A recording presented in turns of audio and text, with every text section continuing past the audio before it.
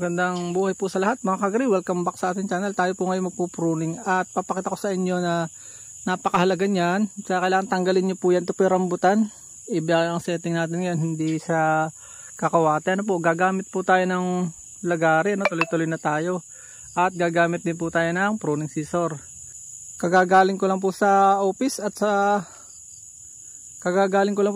field. So hapon, nasayang yung kalahating oras. Kaya nagdaras tayo sa bundok at yan gagamitan natin ito. Tara na.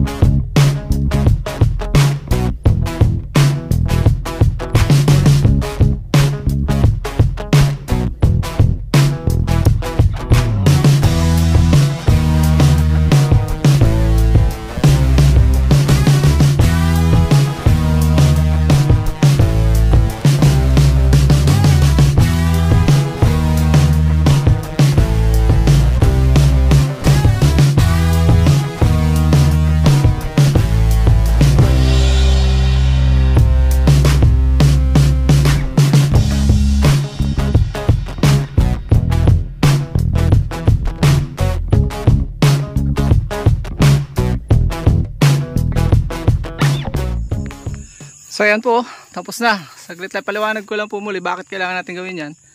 Para ma-minimize po natin ang competition sa sunlight na kailangan ng ating dragon fruit. Ano po? Hindi po bubunga ang ating dragon fruit kapag ka po may sagabal sa kanya sa competition sa sunlight. Ano? Yun po yun. Magiging breeding host pa rin yan ng mga daga. So yun kailangan tanggalin. Yun ganda na. Huwag nyo pong sasagadin. Huwag nyong uubusin itong mga itong mga laylayan kasi mamamatayan, mawawalan tayo ng kayapan, hirap pag-establish ng kayapan. Yan ang ganda na. Wala po yan sa ugat sa puno, direct po yan sa taas, kaya may model po tayo, nabunga na po yan, kaya ini-expose ko po siya sa araw ngayon. Hindi ko na po papakita sa inyo, akin pong uutayin pa yung tatlo pa dahil ako po may seminar bukas sa Pinamalayan. May o-taking po kami sa church at tinapos ko lang po nanghihinahin tayo sa kalahating oras na maili sa trabaho pa natin. Yan lang, maraming salamat. Nung may natutunan kayo, i-prune po natin nang ma-expose sa sunlight, masolo niya yung sunlight at mabawasan ng competition sa pagkain niya dito sa puno. Maraming salamat, bye bye and God bless. At dyan po nagtatapos sa ating munting vlog. Nawa po yung nag-enjoy po kayo at may natutunan. Kung bago pa lamang po kayo sa aming channel, ay huwag niyo pong kalimutan mag-subscribe at i-hit nyo na po yung bell para updated po kayo sakaling may bago po tayong upload. Na po, magkita-kits po tayo sa susunod nating mga video. God bless you all, mabuhay. God bless the Philippines. Bye-bye po muna.